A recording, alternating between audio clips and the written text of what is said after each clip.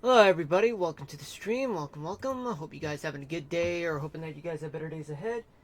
This is Marlon here and this is episode 33 of Kingdom Hearts 2. Well, for me you guys, well it's Sunday and nothing really out of the ordinary for all I know folks, but it's just that yeah, it's nothing much that I can talk about, not because I don't want to, but because it's just that I don't have much of anything that's exciting. You know, I mean, I wish I had, but I don't, unfortunately.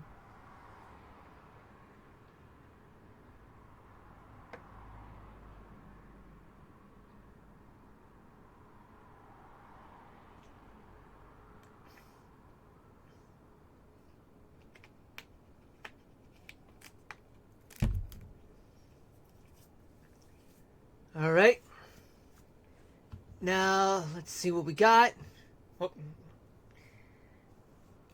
let's see what we got. So we got 30 active weather alerts. We got 4 severe thunderstorm warnings in New Mexico, Arizona. 11 flash flood warnings in Arizona, New Mexico, Texas, and Canada. 1 special marine warning in Florida. 3 special weather statements in New Mexico and Florida. 3 dense fog advisories. 2 air quality alerts. And 6 flood warnings. Hold on a minute. Didn't really do anything. Okay.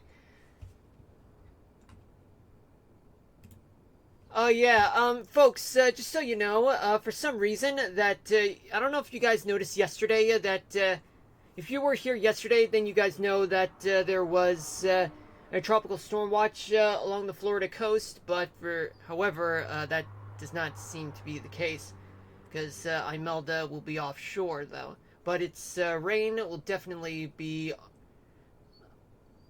in the Carolinas and throughout the southeast, but mostly it'll come from a stationary front. We'll talk more about this yeah, as we go along, so let's take a look synoptically. So what do we have? Okay, so let's see. We have a cold front sweeping through parts of the Northeast and ends with a stationary front in northwestern Pennsylvania. But we'll talk more about the stationary front in the Midwest soon.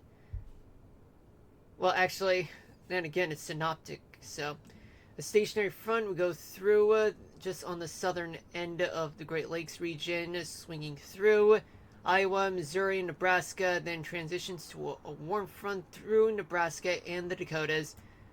And then another cold front. It will be located throughout Montana and the rock in northwestern Montana. It's just a stationary front there.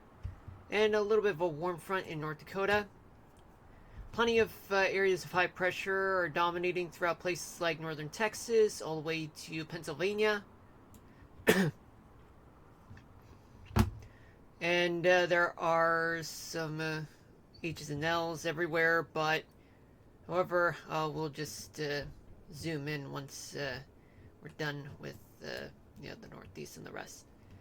Well, as you can see, folks, even though the Northeast does have a cold front, but however, there isn't much precipitation that's going on.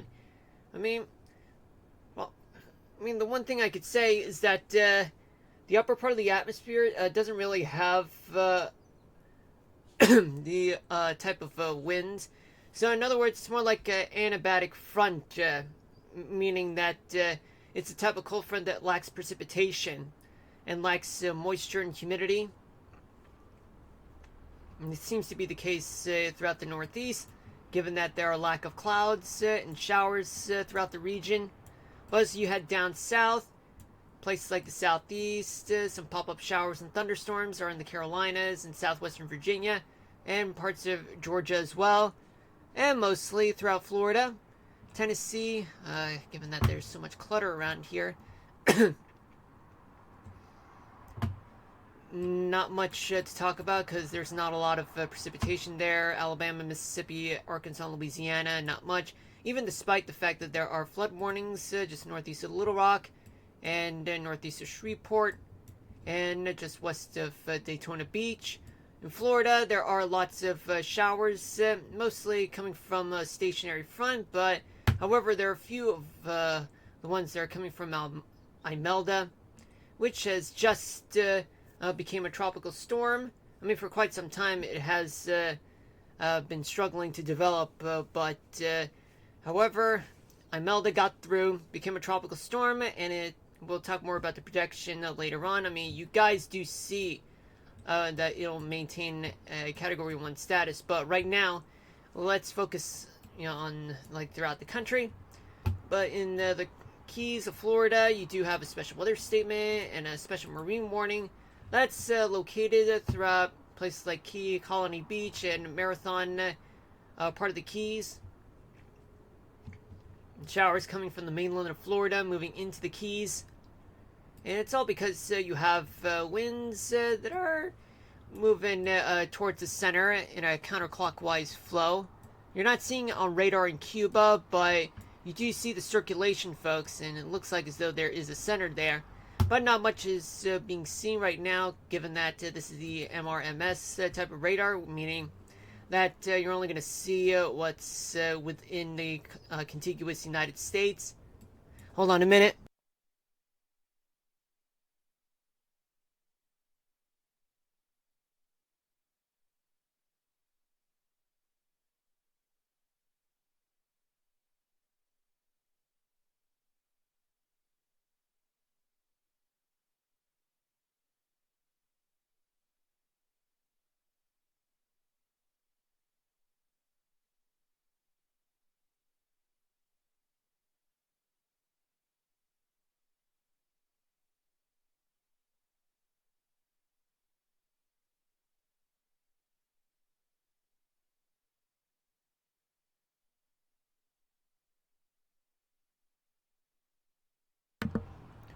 Alright, I'm back.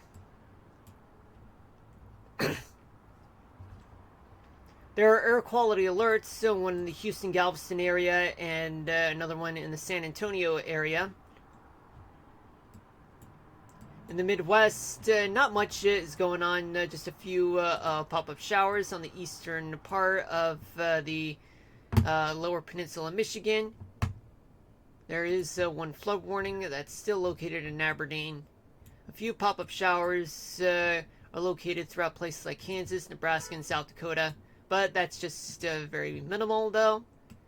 We go to the Northern Rockies. There is a special weather statement in the southwestern part of the state. And, yeah, that's responsible. Yeah, that's all because you have some thunderstorms that have been popping up throughout places like southern Idaho, Wyoming, and southwestern Montana. And there's a lot of pop-up showers and storms in places like the Great Basin, like western Colorado, Utah, much of Nevada, and a lot of which are in the desert southwest, like New Mexico, Arizona. But the warnings, there are severe thunderstorm warnings in and around the Albuquerque area. 2 severe thunderstorm warnings. A special weather statement is there, and there are 2 flash flood warnings just located just west and southwest of Albuquerque. Another one to the northeast. More severe thunderstorm warnings north and east of Alamogordo. A flash flood warning is just located east of Las Cruces. In Arizona, there is one severe thunderstorm warning. Just to hold on a minute, just northeast of Phoenix, and just to the north of Phoenix, there are some flash flood warnings there. Another set of flash flood warnings are located in the northwestern part of the state, near Las Vegas. In California, nothing much except for some pop-up showers and storms, just one of which is just outside of Santa Clarita. Throughout the Mojave Desert, the Sierra Nevadas. We work our way to the Pacific Northwest, where there are dense fog advisories in the northern half of the Oregon coast, plus southwestern Washington state, and the base of the Columbia River Valley, and especially in the Astoria part of Oregon. Yeah, this is just Canada's problem, folks. But otherwise, much of Oregon's quiet, except for a few showers, located in the southwestern part of Oregon, in the leeward side of the Cascades, and elsewhere throughout Washington state. It's quite clear. Though there is a very powerful mid-latitude cyclone just located in the Alaskan coast, just off of Alaska. So that one's going to be very powerful, folks. Alright, so now let's focus let's change gears to here.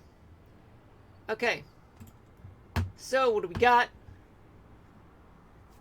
Basically, we have some west-northwesterly winds in the inland parts of the Northeast. From Pennsylvania all the way to New England, with winds moving up to 25 miles an hour in some places, maybe a little lighter in places like southeastern Pennsylvania. Though in the coastal part of the Mid-Atlantic, they have winds moving to the southwest, moving up to 25 miles per hour as well. But just from the northern half of the Jersey Shore all the way to the Canadian border, winds moving to the northeast up to 25 miles per hour, maybe some places up to 30, like on the coastal part of Maine. Let's take a look at the temperature. Oh, but let's not forget about Virginia and West Virginia, where winds are moving to the southwest at up to 20 miles an hour. A little lighter in the Baltimore, Washington area, and in some parts of the New York City area. Hey, Wild, how's it going? Welcome, welcome. How was your day? My day was far from extraordinary. Meaning that it's just same old, me go shopping, then after that I relax, nothing much except for streaming, of course. But how you doing? Is the weather good for you, Wild?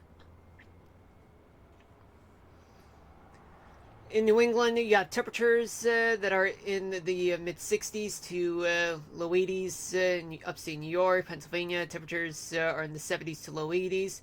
Greater New York City area, temperatures are in the mid-70s to low 80s. In the Mid-Atlantic, plus West Virginia, temperatures are in the 70s to low 80s. We go to the southeast.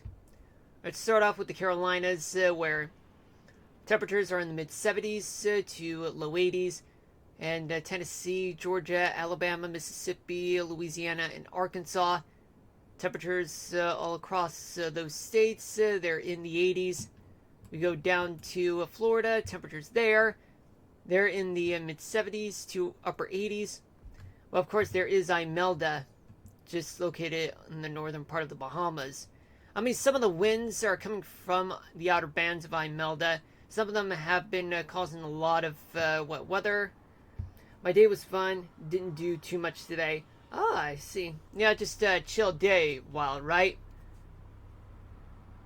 But winds, they are moving up to 25 to 30 miles an hour, though. But nowhere near tropical storm force winds. That's just for folks who live close to, or are close to the eye wall, the eye of the storm, tropical storm, that is. In Texas and Oklahoma, so what do we got? In Oklahoma, temperatures there, plus the northern half of Texas, they're in the 80s, though alpine temperatures at 70 degrees, though. But throughout the rest of Texas, except for Laredo, temperatures are in the 80s as well. Laredo's at 93, though. Bit hot for late September today. What's about 28 degrees Celsius or 82, 83 Fahrenheit. Sunny, though. All right, nice, Wild. That's the type of weather that I'm kind of experiencing at this moment, though. The weather, I mean, It's not quite humid. I mean, there was rain a few days ago, but